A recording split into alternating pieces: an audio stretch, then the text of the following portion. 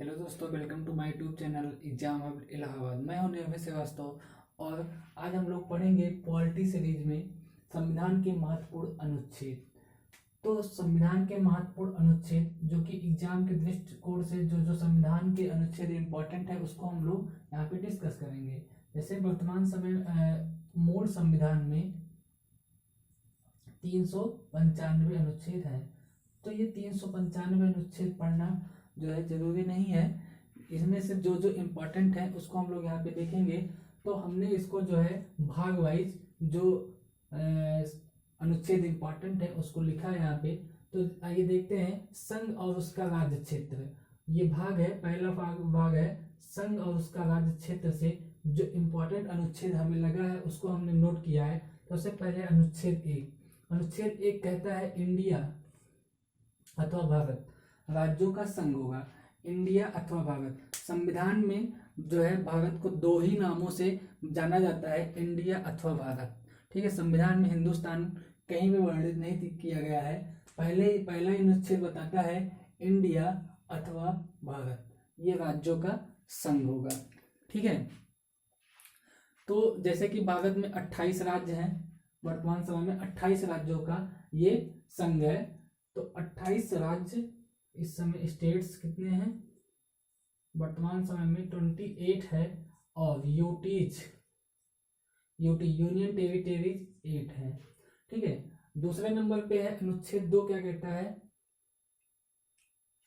नए राज्यों की स्थापना एवं प्रवेश, यानी कि नए राज्यों की स्थापना कैसे की जाएगी। ठीक है, और ये काम कौन कराएगा, ये काम जो है संसद कराएगी।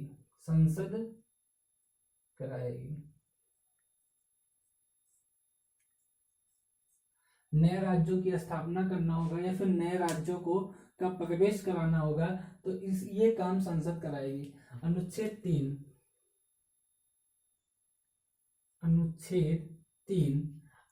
3 बात करता है एक या एक से अधिक राज्यों से नए राज्यों का निर्माण करना। एक या एक से अधिक राज्यों से नए राज्यों का निर्माण करना।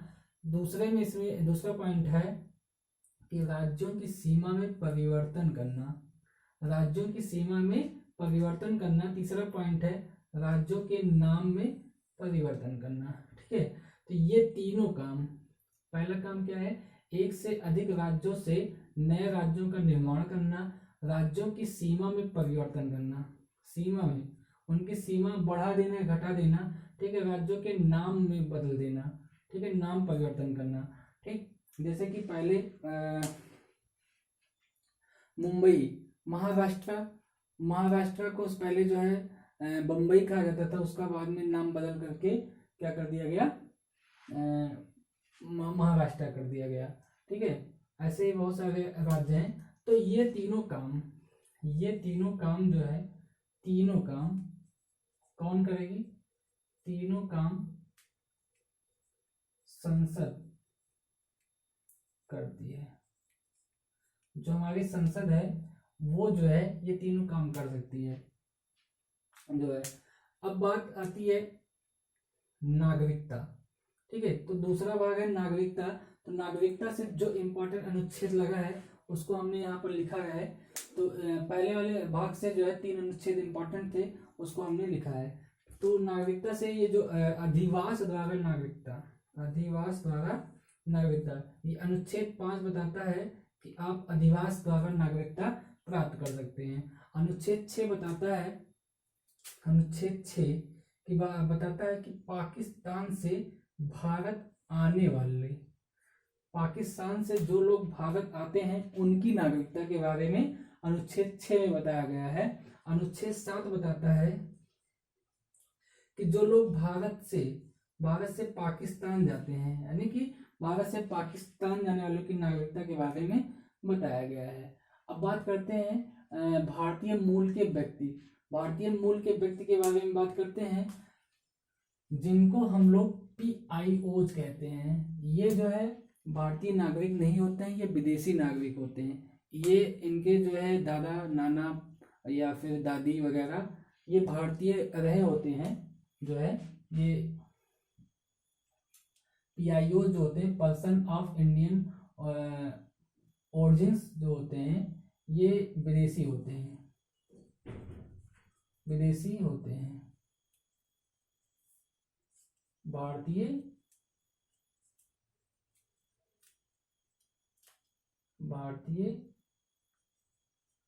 नहीं होते हैं। इनके दादा दादी नाना नानी ये भारतीय होते हैं, इनको PIOs बोला जाता है। तो ये इनका जो है भारतीय मूल के व्यक्ति के बारे में अनुच्छेद 8 में बताया गया है। ठीक है, उसके बाद आती है बात नागरिकता की समाप्ति। ठीक है, नागरिकता कैसे खत्म होगी, ठीक, कैसे समाप्त होगी, ये अनुच्छेद जो है 9 में बताया गया है। अनुच्छेद 9 में बताया गया है कि नागरिकता कैसे जो है समाप्त होगी। अब बात आती है मूल अधिकार। ठीक है, तो ये भाग है मूल अधिकार। तो मूल अधिकार से जो जो अनुच्छेद हमें इम्पोर्टेंट लगे हैं उसको हमने नोट किया है। राज्य की परिभाषा, राज्य क्या होगा, उसकी परिभाषा किस अनुच्छेद में दे रखी है, उसकी परिभाषा जो है अनुच्छेद 12 में दे रखी है, अनुच्छेद 12 में दे रखी है। अनुच्छेद 12 बताता है कि जो संसद होगा, संसद, अनुच्छेद बताता है 12 बताता है जो संसद या फिर राज्य का विधानमंडल वगैरह इन सब के बारे में जो है परिभाषा वो अनुच्छेद 12 में बताया गया है, अनुच्छेद 12 में बताया गया है। ठीक है, मूल अधिकार का संरक्षण, जो मूल अधिकार हैं, मूल अधिकार जो है 6 मूल अधिकार हैं, वो उनका संरक्षण, उनकी संरक्षण के बारे में अनुच्छेद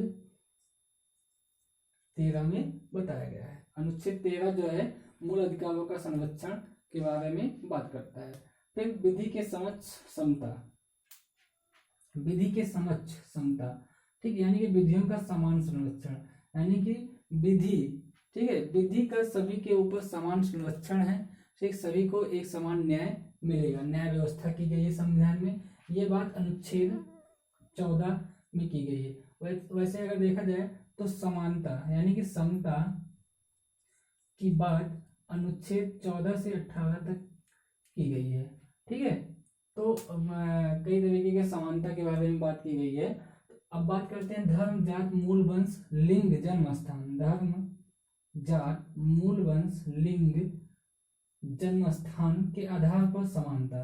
ठीक है, मतलब इसके आधार पर किसी में भेदभाव नहीं किया जाएगा। इन चीजों के आधार पर किसी में भेदभाव नहीं किया जाएगा, सभी के लिए समान संरक्षण है। ठीक है, तो इसकी बात जो है अनुच्छेद 15 में की गई है।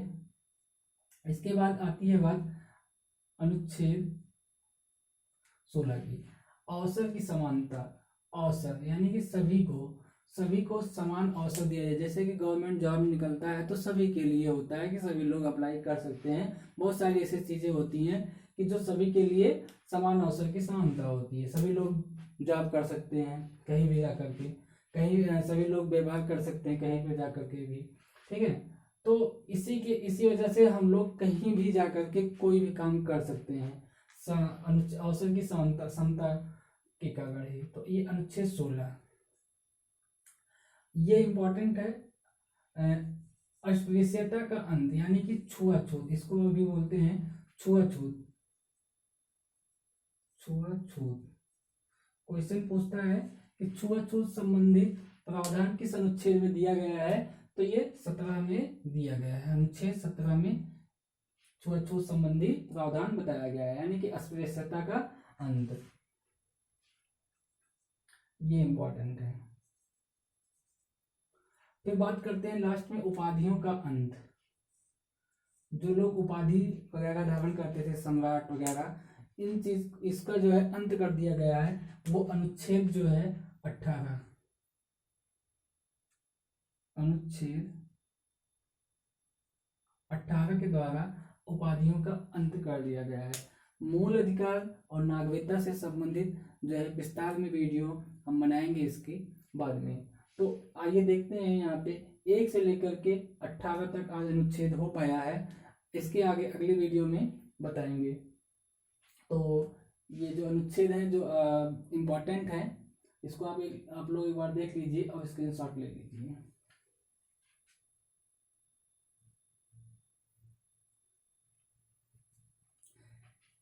हमारे YouTube चैनल को लाइक करें, सब्सक्राइब करें और जो है ज़्यादा से ज़्यादा शेयर करें। थैंक यू दोस्तों।